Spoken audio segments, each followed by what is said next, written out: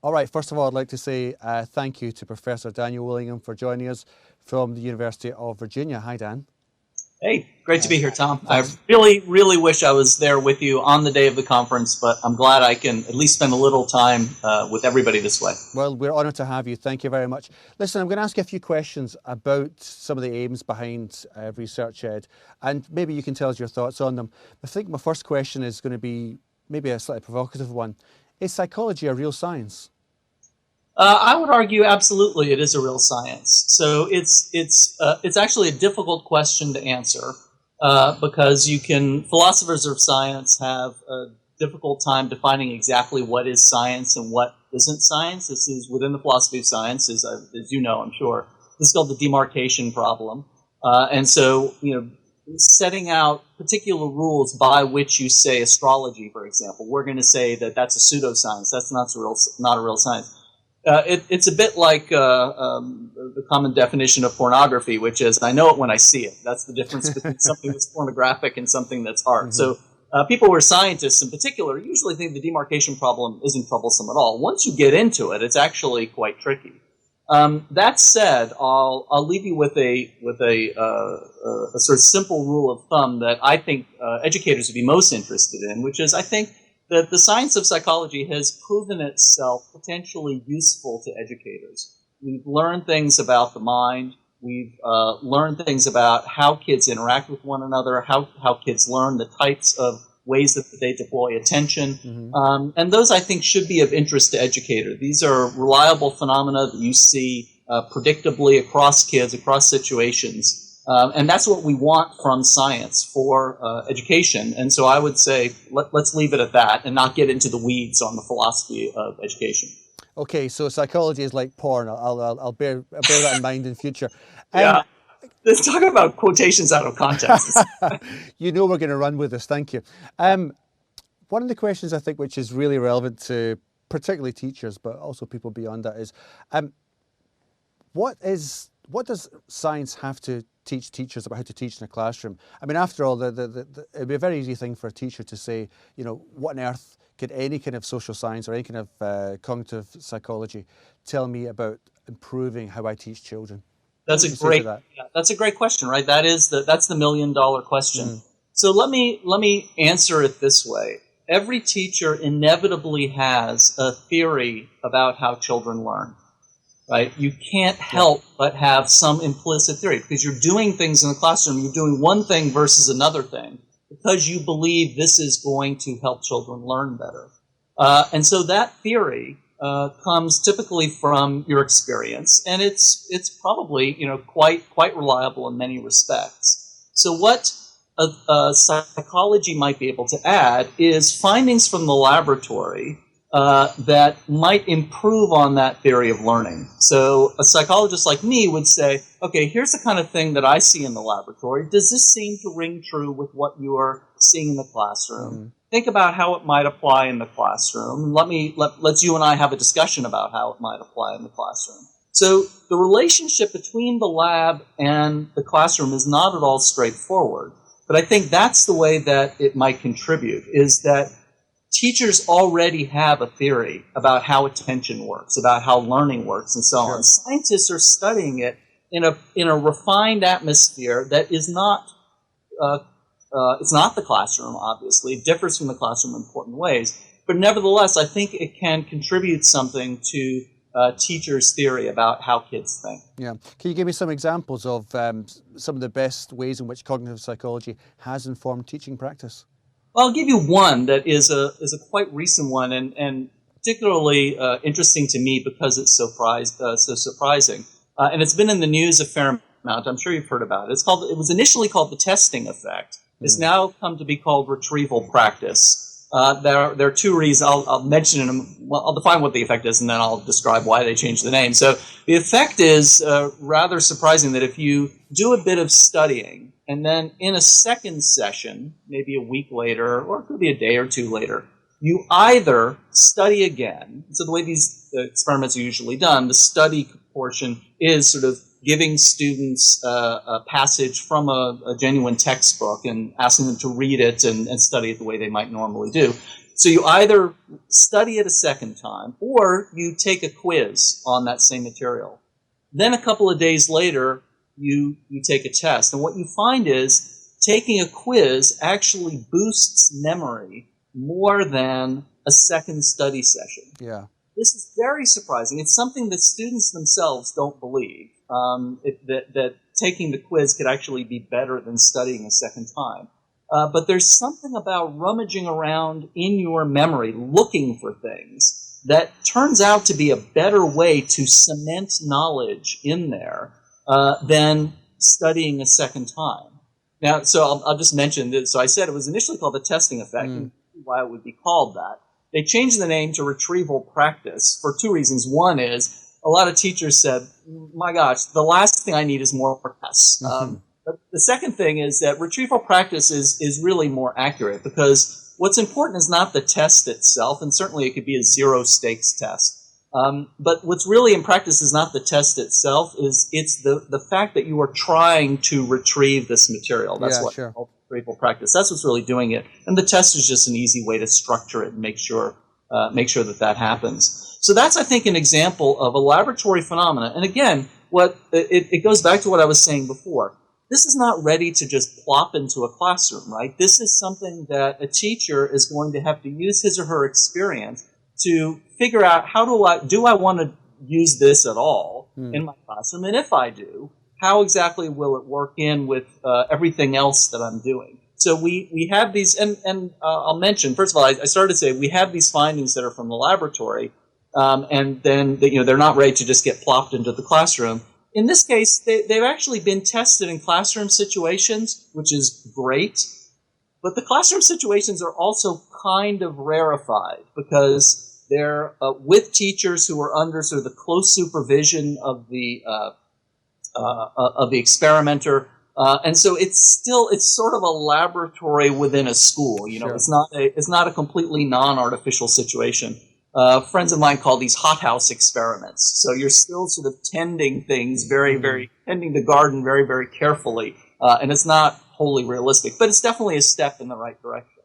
And this, again, gets back to your original question of sort of what's the relationship between science and practice. And this is, I think, really indicative of how I think about it, that it's this multi-stage process. You start off in the laboratory, and then you sort of have to take baby steps moving into practice in close consultation with teachers about what makes sense and how this can be deployed in a way that will be helpful. Sure.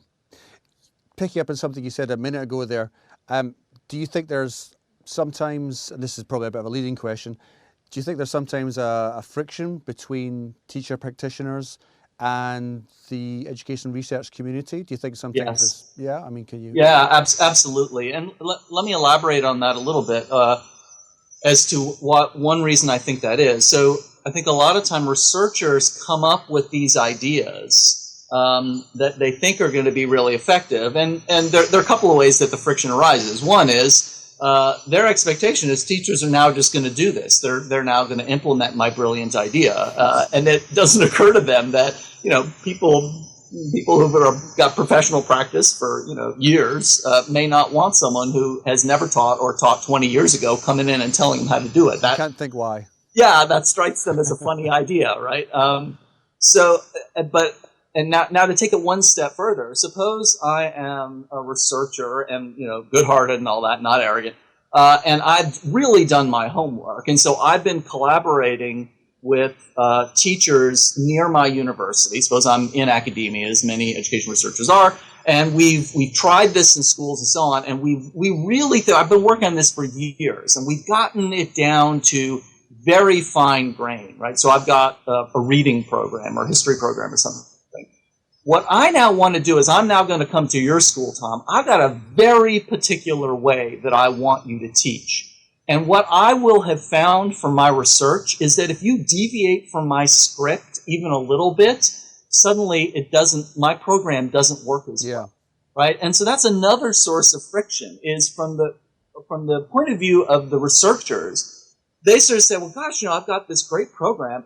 I've got data to show that it works. There was an RCT, and the RCT showed that my program is better than typical practice. Meanwhile, the teacher says, I didn't get, first of all, I'm not a bad teacher, thank you very much. And I wasn't really looking for anyone to come and, upend the cart of what I've been doing for years here. And furthermore, I may be open to your suggestions and your ideas. I'm willing to listen. But if you're going to tell me moment to moment what I'm doing, that's not only insulting, that's not why I got into teaching in the first place. So you can see why teachers would want no part of this at all. And you can kind of see where the researcher is coming from and why they say, yeah, but if you don't do it exactly the way I intended, it's not going to work. So in my experience, I've never been on either end of these because this is not the way I do education research. Sure. But from a distance, I've certainly heard both sides of that. That's great. I think actually you understand the teacher's position very, very well there. Is there anything you think that teachers could be doing better to make education research more useful in their classroom? That's a great question. I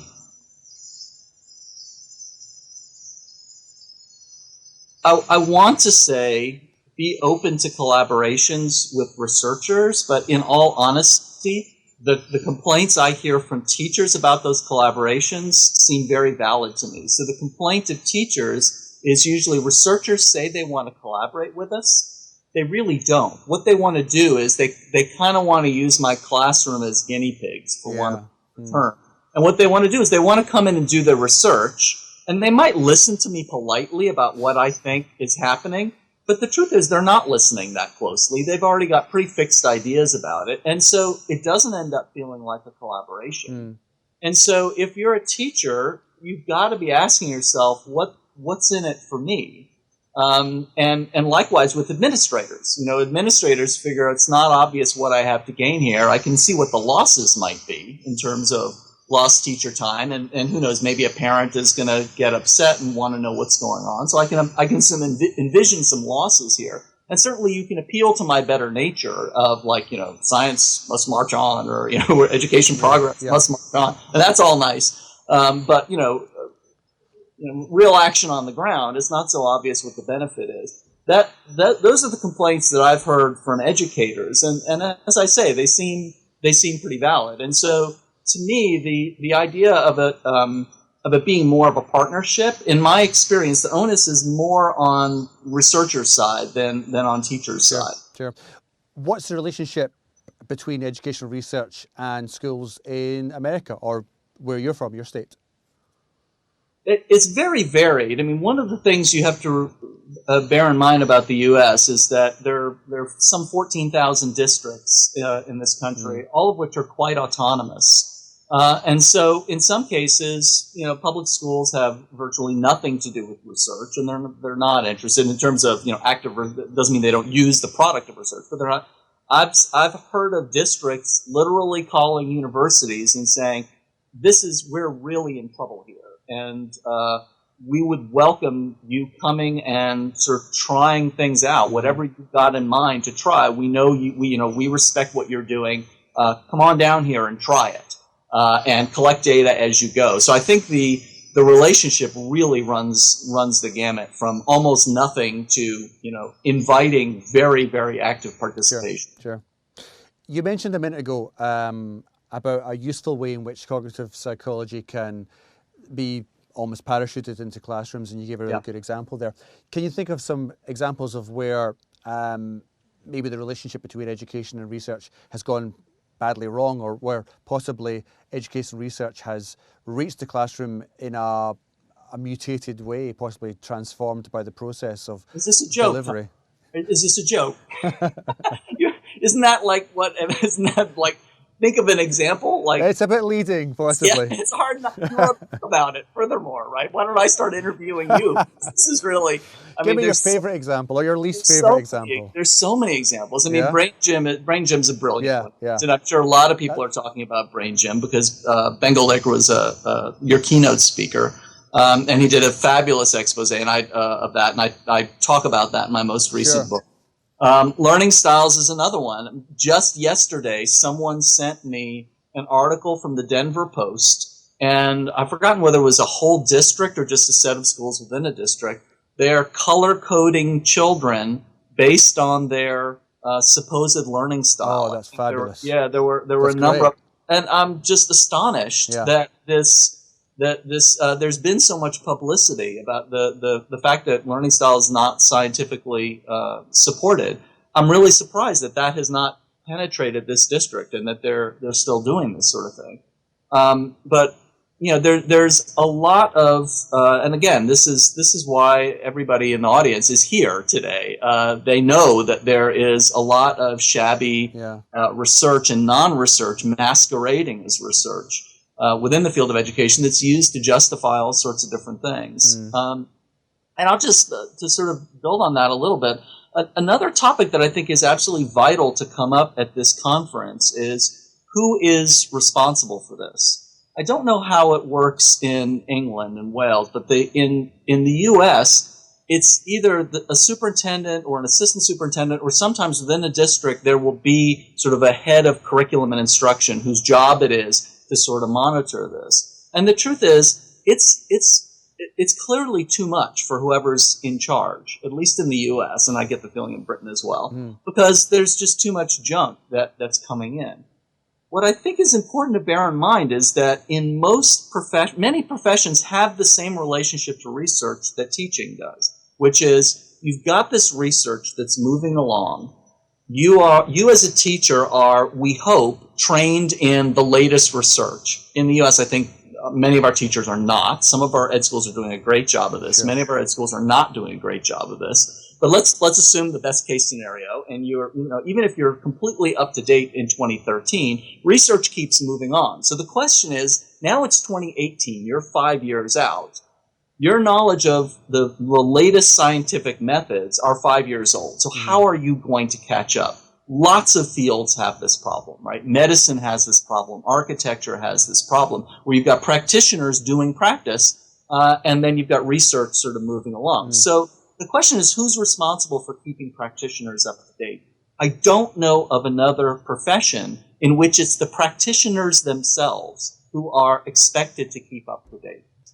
Teaching, I think, may be unique as a profession in which it's the practitioners themselves who are expected to keep up with the latest in science. Yeah. In most professions, there is some institution that handles that for them, either formally or informally. So if you're a physician, there are reliable summaries available to you, usually annually, by specialty. Ben Koliker, of course, could give you more detail on this. But I actually know someone who's in medical publishing, so I've seen some of these annual reports that sort of update you on what's been happening in research over the last year. And they're reliable, and practitioners know that they're reliable. This is something that we certainly don't have in the U.S. The Department of Education tried to come up with something like that in the What Works Clearinghouse. There were two problems with What Works. One was that their criteria were almost impossibly high. And so what they ended up concluding on virtually everything, it became informally known as the What Doesn't Work Clearinghouse, because they sort of concluded there's no data for almost anything. So that was one problem. Sure. And so that didn't really become a trusted entity. The other problem, and this gets at another aspect of this sort of general theme that we're talking about, the relationship between science and education. What Works Clearinghouse was only about specific products, curricula, textbooks, that sort of thing. And it wasn't about something like learning styles or sort of characteristics of the mind. Right? I talked earlier about repetition practice, the testing effect. Something like that's not going to appear in the What Works Clearinghouse. So this is an important thing to have in our mind. There are really two ways that science can contribute to educational practice. One way is through RCTs, through randomized control trials, where you've got a sort of full-blown teaching method, something that's going to happen in the classroom, and you use methods of science to evaluate whether that full-blown method is effective and whether it's going to work, right? And that's the kind of stuff that What Works Clearinghouse was testing. The second way is the way that I was talking about earlier as a way that science can contribute, which is to provide suggestions to teachers of findings from the lab of things that might modify the way they think about basic cognitive processes in their students. So very frequently, this is actually the more frequent way when you see sham products on the market.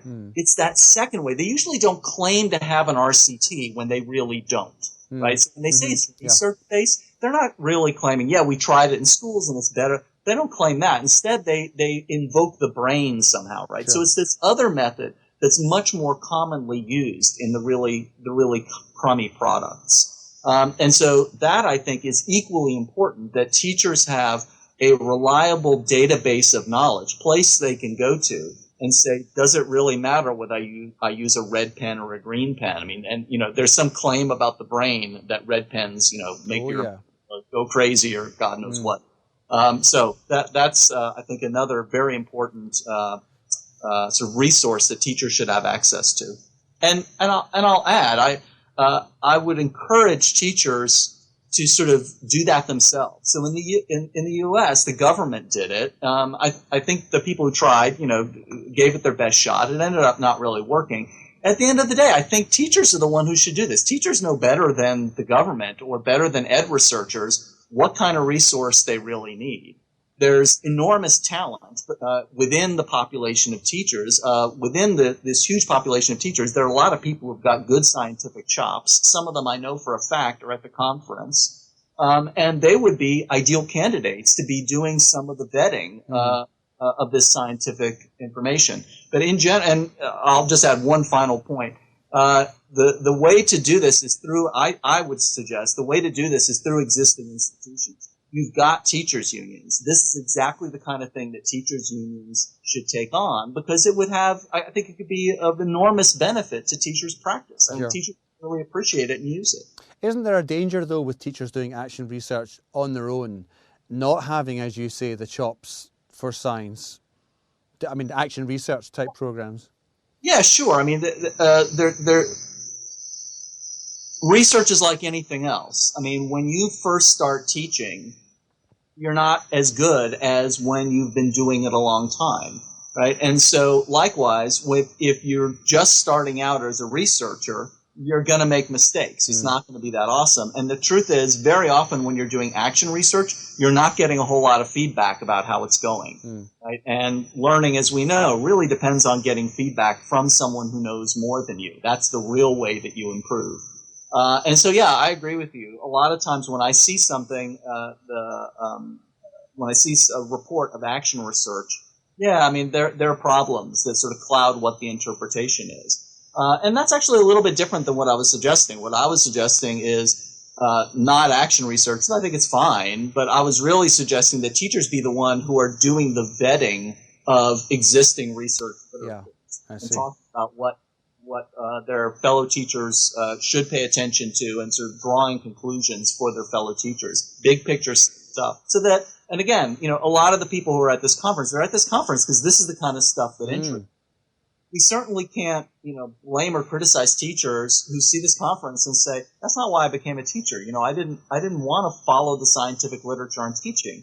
I'm interested in teaching, and I love kids and I love teaching kids, So that's, of course, a valid point, right? But nevertheless, so what you want is a resource for those teachers where, on one piece of paper, you can give them the summary. And it's the people at this conference who are going to do the deep dive and produce that one-page summary. Okay. Let me pick up something you mentioned earlier on. One of the great educational debates that grips us in the UK is the debate between fact-based education or knowledge-based education and skill-based education. What does cognitive psychology have to tell us about that?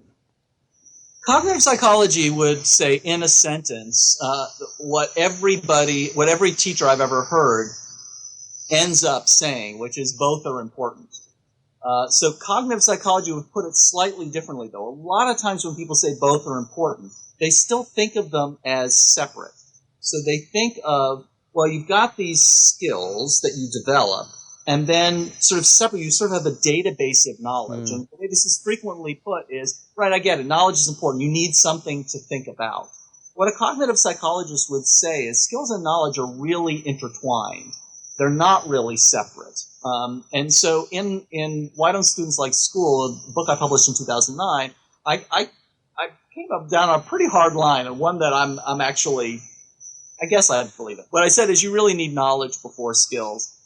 I would probably soften. I said that in 2009 because it seemed that the idea seems so pervasive that knowledge really doesn't matter at all, and all you need are skills.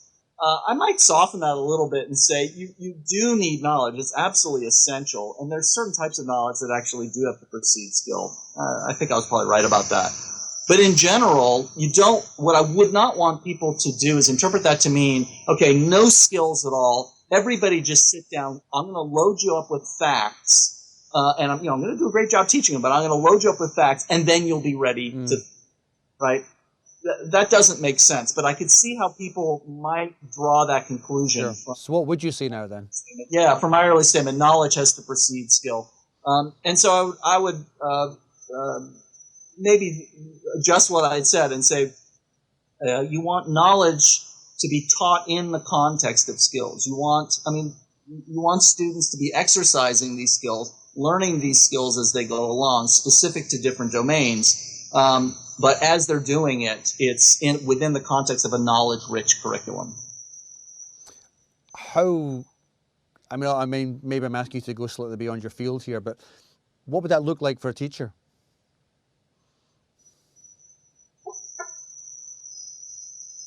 Or maybe it's unfair to ask. Maybe that's our job to work it out. Well, let me give it a fair thought, and then I'll tell you if I think I don't have anything to say about that, then I'll say I don't have anything to say about that.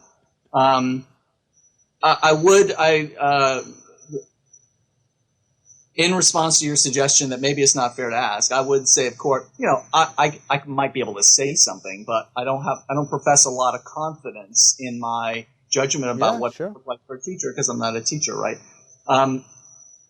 I think what it takes, to me, this is really an issue that's not just for an issue for an individual teacher. It's really an issue for a school. It's really a curriculum issue because how a teacher is going to deploy knowledge and skills in the classroom, not deploy, but how a teacher is going to encourage knowledge and skills within the classroom needs to be thought about in the context of the grade before and the grade after and beyond, right? So there needs to be a broader vision. Where do we want this child to end up?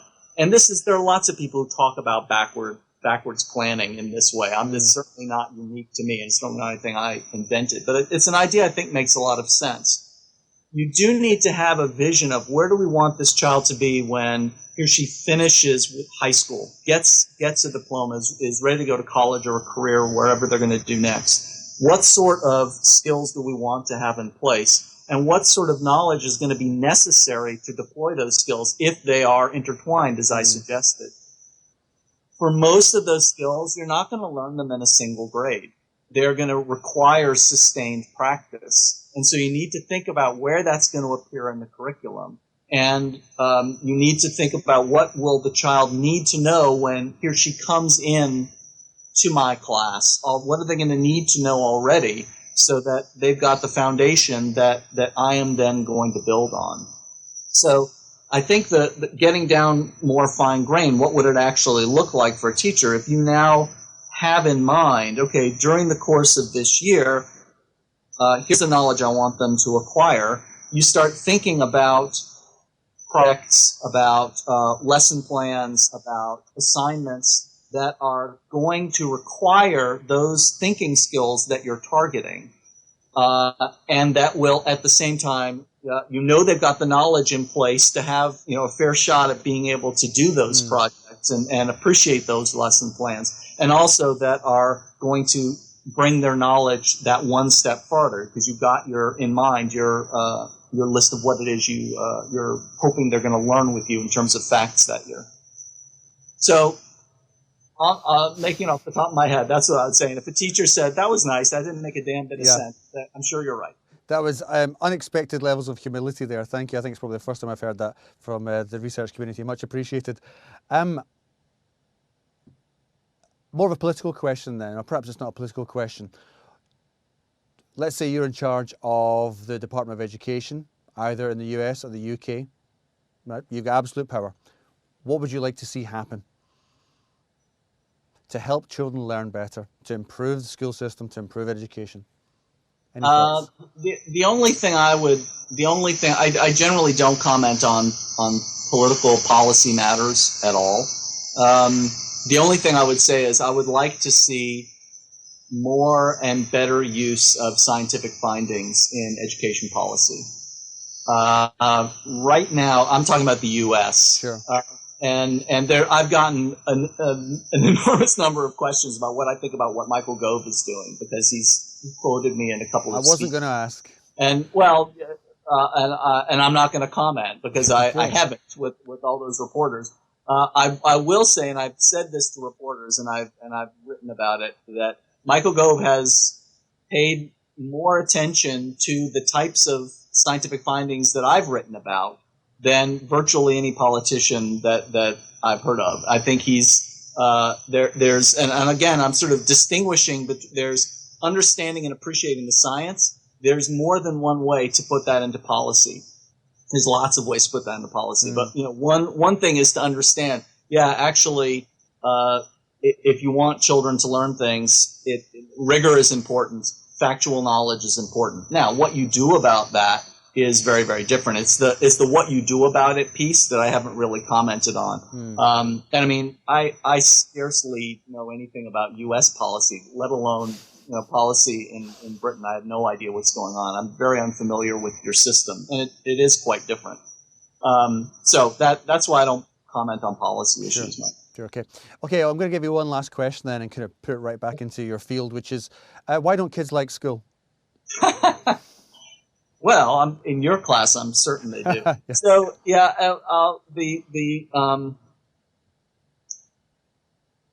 I'll say a couple of things about this. One is I'll just start with the fact that my book was titled "Why Don't Students Like School" had nothing to do with me. It was a little bit of a publishing stunt. So the point of the book, the original title of the book was something incredibly boring. It was something like the subtitle, which is like a cognitive scientist talks about learning and memory or something. That's what we're going to call it from now on. Okay. Yeah, it sounded, that'd be good, right? And the publisher said, okay, that's cute. Like, you're not calling the book that. There's no way. That's going nowhere, yeah. So as a little sort of way to tie things together, I mean, the point of the book is really each chapter covers one cognitive principle that I think is quite reliable and that teachers ought to know about. But I framed it as a question which really had been posed to me by a teacher at some point. And then the principle sort of was a springboard for the answer. So the first chapter was why don't students like school? And like is actually supposed to be in italics. It's like, why don't they like school? They sort of tolerate it. They don't hate it. All right, this is much more than you wanted to know about my book. But the answer that I propose is, again, nothing terribly startling, and I think it's something that's pretty familiar to most teachers. I think school is difficult to like for most students because the wellspring of curiosity is problems that you evaluate very rapidly and see, if I work at that problem just a little bit, I'm likely to solve it. And solving problems brings pleasure. So the idea is that the way curiosity works, the reason you're curious about something and continue to think about it and investigate it, is that it's at the right level of difficulty. If I ask you a question, again, it's not necessarily a problem like, a math problem or, a brain teaser you'd see in a magazine. It could be anything. It could be a poem that you're reading. In a sense, that's a problem, right? You could be planting a garden. It could be anything. As you're sort of confronted with this situation that you realize is going to take some mental effort, you do this very rapid evaluation. If your rapid evaluation tells you this is trivially easy, you've solved problems very similar to this many, many times before, curiosity is not going to be piqued. You will solve the problem, your mind is telling you, but it will not feel like solving a problem. It will feel like drawing something from memory. Sure. Right? It's sort of like, I need a pizza, I don't have a pizza. Well, that's a problem, but it's not a very difficult one, right? I know how to solve it. Likewise, if you do this very rapid calculation and it seems impossibly difficult, your curiosity is not piqued because you evaluate, I'm going to try, I'll never solve it. But if it's in that mid-range where you sort of have this feeling, if I work on this, I will solve it, and it will feel like having solved the problem. I'm going to get that rush of pleasure from having solved the problem. Okay, so that's about curiosity. This is what we want school to be like for all students, is we want them to be intrigued, right? We're always trying to shape lessons so that students would say, gosh, tell me more. That's really interesting, right? That's very, very difficult to do when you've got 25 students who come to you with very different levels of preparation. This right level of difficulty, you're trying to find potentially 25 of them simultaneously. And that's why for many students we're overpitching, and for many students we're underpitching. That's the answer to why don't more students like school. Okay, I'm going to play a slightly sneaky one here, because I said that was the last question, but yeah, well, this has been really fun. Yeah. Cheers. Like you're sneaky, I'm a little. As he sneaks out, the one last question I'm going to sneak in here is picking up what you've just said there. Could you give us 3 principles from cognitive psychology that you think every teacher would benefit from knowing? I'm sure I could. It may be hard to pick which ones I would want to do. Or 20 then, if you want to give me 20. Okay, no, I definitely don't want to do 20. I can't think of 20. I only had 8 in the book. I think the first one, and again, I think none of these will be that startling to experienced teachers. I think probably my number one is how memory works. And I sort of summarize that in one sentence. Memory is the residue of thought in the book. That what students are going to remember is what they think about. And so I suggest to teachers, you know your students, run through your lesson plan. You have something that you have a sort of thought pattern that you hope they're going to follow. Here they'll be thinking about this. So you get, try and cast a cold eye on that lesson plan and think about what will they actually be thinking about during the lesson plan. Is it really what I hope they will be thinking about, or are they going to be distracted by something else? Are they going to go down a different mental path? Because what they are going to remember is what they're thinking about. So that would be the first one. The second one I would say is that practice really is important. There is very little that you get good at, that you gain competence in, without sustained practice. And there's a lot of talk about 10,000 hours and all that sort of thing, and whether or not now there's like 10,000 hour backlash where people have said there's some things you get good at without, you don't need 10,000 hours. The 10,000 hours was really about expertise. I mean, this was very, very high levels of performance. So don't think of it necessarily in terms of 10,000 hours. But there's the things that we want students to be good at. A lot of them do require sustained practice. And I think some of them require practice of a type that is not inherently interesting and fun. Some of it really is. So I think there are enormous benefits to practice in reading. Once kids are fairly competent decoders, I think there's still enormous benefits to be gained from kids just doing a whole lot of reading. And so inculcating that love of reading, I think, is absolutely essential. So I'm counting that as practice. But then there's also some types of practice that it's a real challenge to make it fun. Something like math facts there really is enormous benefit, and there are actually even data showing that even after it looks like kids are pretty automatic in recalling math facts, they benefit even from still more practice. Yeah, over learning? Over time. And some of that can be embedded in more complex mathematics, some of it can't. And the best teachers I've seen, they've just got a huge bag of tricks of ways they can get kids to do this practice. So that the kids are still sort of engaged and not really realizing how much practice they're really doing. The other thing is that many of them are just so charismatic, and they have such good relationships with the kids that the kids are just ready to go and follow the teacher. There's this big gust of enthusiasm from the teacher, and the kids just go, right? So that's a tough row to hoe, but I think that's really vital. So that would be the second principle that I would, from cognitive psychology, that I would say very important that teachers keep in mind. Practice really matters. I'm not sure what I would pick for a third one. Those two are so fundamental. Sure. There are a bunch that I would put sort of at another level of importance that are maybe not quite as universal. They're sort of more particular to certain fields of study in schools than others. So I'm not sure what I would pick next. Well, I think Two will be more than satisfactory. Listen, I think we've taken up enough of your time, so I just wanted at this point to say thank you very much for getting up at 3 o'clock in the morning and speaking to us. Much appreciated. Where do you think I am, Australians? We are really, really grateful you took the time to speak to us, and I'm sure everyone at the conference is as well. Thank you very, very much, Professor Willingham. Well, thank you, Tom. And let me say again that, as you know, for family reasons, I don't travel very much. If there were anywhere I could have traveled, it would have been to this conference. Thank you very much for putting it together. I think it's fantastic. I saw the program. It looks like it would be an absolutely amazing time. And I wish I were there in person to spend time with you and with everyone else there at the conference. I'm sure it's going to be a fantastic experience. It's an honor to have you. Thank you very much, Professor Willingham. Thank you.